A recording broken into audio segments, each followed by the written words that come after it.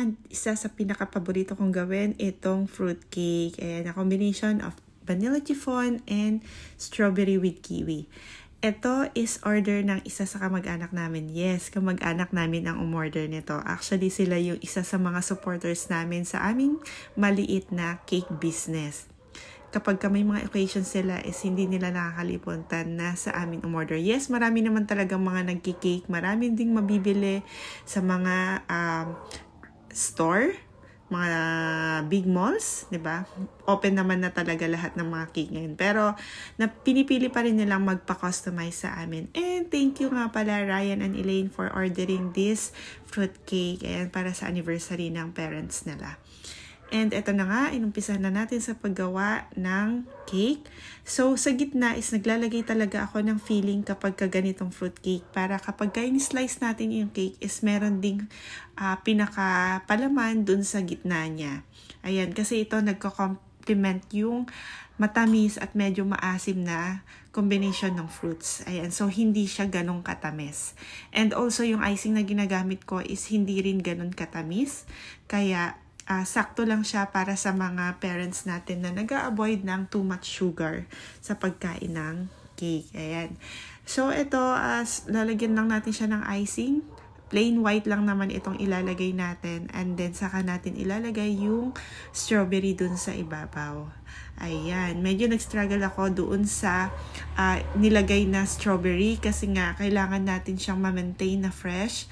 So, ang ginawa ko dito is para maging fresh siya is kinoat ko siya ng melted sugar para ma-maintain natin yung freshness overnight sa ref. Ayan. So, a night before i-deliver is ginawa ko na talaga itong cake para hindi ako mag-haul sa oras. Usually, ganoon naman talaga ang ginagawa ko. Piniprepare ko siya ahead of time.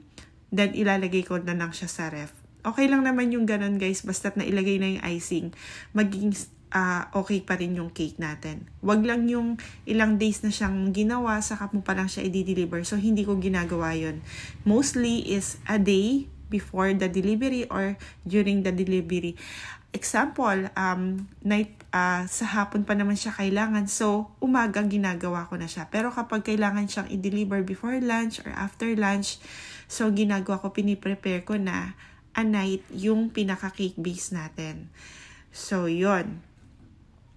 So, kagaya nito, struggle ulit tayo sa pagpapakinis. Ayan, matagal ko siyang pinakinis para lang talaga wala siyang mga makikitang hindi pantay. Ayan, so dahan-dahan. Huwag muna huminga kapag ka magpapakinis ng cake. And after nga siyang mapakinis is nilagyan ko siya ng pinaka-design sa ibabaw. So, gumamit ako dito ng 1 million tip. Joke lang. So, 1M ang tawag dito sa tip na to na ginamit ko para pang design dito sa pinakaibabaw. And after nga nitong ilagay ko itong icing na to is ilalagay na natin pa isa-isa yung strawberry.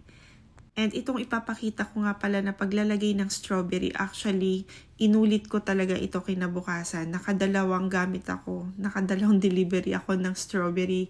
Kasi nga parang after niyang mag-overnight sa ref, nalanta siya guys. Oh my God. Kahit nilagyan ko na siya ng sugar.